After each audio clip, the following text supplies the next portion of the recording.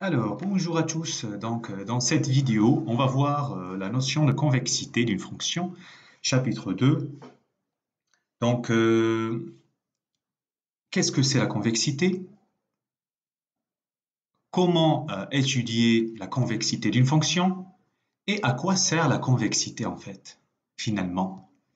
Donc, j'ai mis seulement un graphique en représentant une seule fonction et je vais me baser sur cet exemple pour bâtir le résumé. Donc, mon exemple se base sur la fonction inverse. Donc, c'est f de x égale 1 sur x, qu'on voyait très bien défini sur R étoile. Il n'y a rien de nouveau dans tout ça. Donc, mais on va se baser sur les petites remarques. Alors, comme vous savez, la fonction inverse définie sur R étoile, donc n'est pas définie en 0. Donc, la courbe ne traverse pas l'axe des ordonnées. OK? Voilà, une information que vous avez peut-être ratée en classe de seconde de qu'est-ce que c'est que la fonction n'est pas définie en 0. Donc la courbe ne traverse pas l'axe des ordonnées. Alors deuxième point. Alors le cas d'une fonction inverse, c'est un cas particulier parce que vous voyez très bien sur 0 plus l'infini, 0 exclu, la fonction elle a une allure, sur 0, moins l'infini 0, pardon, la fonction a une autre allure. Donc on va dire sur moins l'infini 0, on va s'attaquer, on va étudier d'abord la partie moins l'infini 0. Vous avez ici le mot concave. La fonction, elle est concave. Alors, pourquoi? Alors, de manière, on va dire, graphique, visuelle, en fait, la surface délimitée par la courbe que je suis en train d'assurer, elle est vers la cave. L'ouverture, on va dire, de la courbe, elle est vers la cave, vers le bas, concave, vers la cave.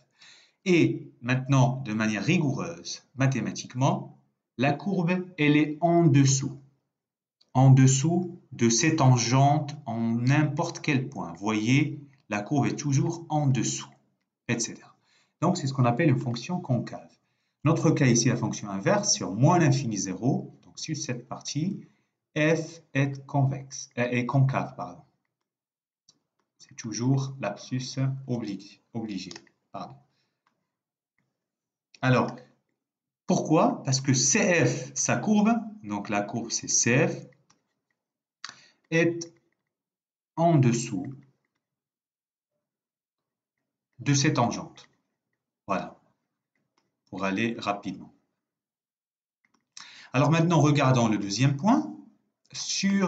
Maintenant, sur 0 plus l'infini, la surface délimitée par la courbe, on va dire, elle est vers le haut. Et l'orientation de la courbe, des branches, s'il y en a, c'est orienté vers le haut. Et troisièmement, ce qui est rigoureusement mathématique, donc la courbe, elle est toujours au-dessus de ces tangentes. Vous voyez, là, c'est les tangentes qui sont en bas, et la fonction, elle est au-dessus. Donc, je peux écrire sur 0 plus l'infini, j'ai, voilà, petite remarque, j'ai ouvert à côté de 0 parce que la fonction n'est pas définie en 0, la fonction inverse. F est, donc, elle est convexe. Donc, bien sûr. Alors, la définition, c'est que parce que CF est au-dessus de ces tangentes. Voilà. Alors, j'ai choisi cet exemple pour plusieurs raisons. La première, c'est que vous n'allez plus dire définitivement une fonction, elle est soit convexe, soit concave. Vous voyez ici qu'elle est convexe sur 0 plus l'infini, elle est concave sur moins l'infini 0. Bon, ici, c'est un cas particulier, elle n'est pas définie en 0, il y a une coupure. Alors, regardons un exemple où il n'y a pas de coupure. Donc, je vais tracer la courbe de la fonction que vous allez deviner, c'est la fonction classique. Voilà, c'est la fonction cube. Donc, exemple 2, c'est f de x égale x au cube. Alors, pourquoi j'ai choisi cette fonction? Pour plusieurs raisons. La première, alors déjà, on va dire ce que c'est. Sur 0 plus l'infini, voyez l'orientation de la courbe, elle est vers le haut. Les tangentes sont toutes en dessous de la courbe, donc la courbe est au-dessus. Donc f est convexe sur 0 plus l'infini. Alors, sur moins l'infini 0, donc vous voyez la surface occupée, elle est vers la cave, les branches vers le bas, et donc la fonction elle est concave sur moins l'infini 0. Alors, mais pourquoi j'ai choisi cet exemple? Ben, parce qu'en fait, il y a quelque chose d'extrêmement important et inédit en 0. Si je trace la tangente à la courbe en 0, à gauche, donc c'est, je vais changer de couleur, un truc comme ça, si je trace cette tangente. Alors qu'est-ce qui se passe en 0? La courbe, elle traverse la tangente pour changer d'allure. Elle passe de concave à convexe. Et donc en fait, ce point-là en particulier, c'est ce qu'on appelle le point ou bien un point d'inflexion. Ici, pour cette courbe, il y a un seul, c'est un point d'inflexion. Important. Mais, cuidado, please. C'est la fonction, elle a changé de convexité, elle est passée de concave à convexe. Et en ce point, la courbe, elle a traversé sa tangente. Donc, c'est la définition d'un point d'inflexion. La courbe, elle traverse sa tangente et passe de convexe à concave ou concave à convexe. Alors maintenant, pour finir, algébriquement, qu'est-ce que c'est une fonction convexe? Qu'est-ce que c'est une fonction concave? Et comment trouver un point d'inflexion? Alors, vous avez trois choses à savoir. Vous avez une fonction f deux fois dérivable. Parce que on va la dériver deux fois. Donc vous avez f', vous connaissez, c'est la première dérivée, et vous avez f seconde. Vous redérivez f' et vous trouvez f seconde. Alors la propriété vous dit, si quel que soit x dans le domaine de définition de f seconde de x est positive, alors f est convexe. Bon, là, je rajoute une couche. J'ai dit f, je n'ai pas dit f de x. S'il vous plaît, f, la fonction, f de x, c'est l'image de x. Voilà, un petit message au passage. Alors, si quel que soit x dans df, f seconde de x est négative, donc celui-ci signifie que f est concave. Et bien évidemment, pour le point d'inflexion, vous voyez, c'est le cas critique, c'est là où ça fait 0 en fait. Point d'inflexion, on résout f seconde de x égale 0. Et je rajoute, attention, il faut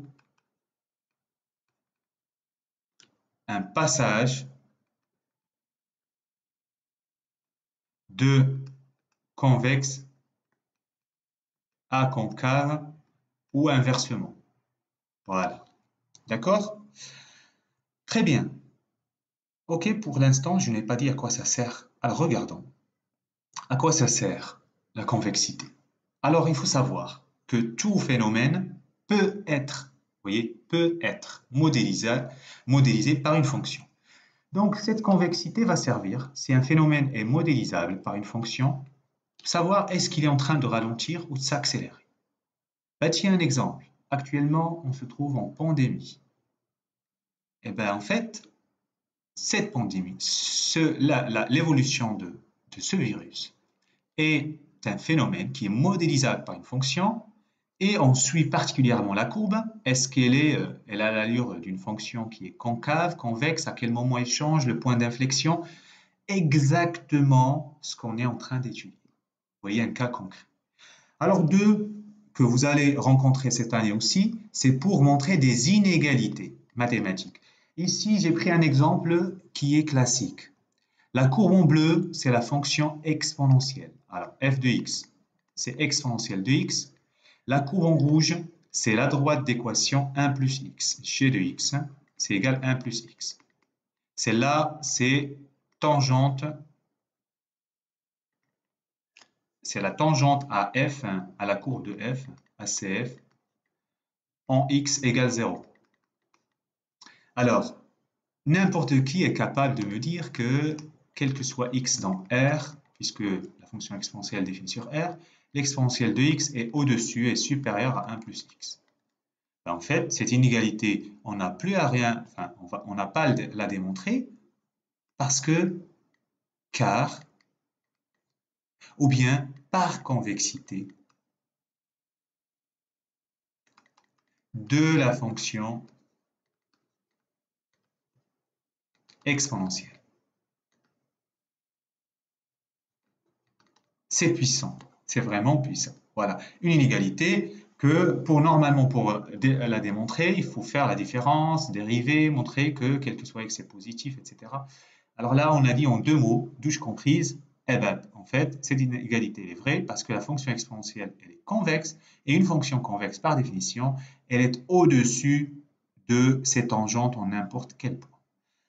Voilà, bon courage et passez une excellente fin de journée.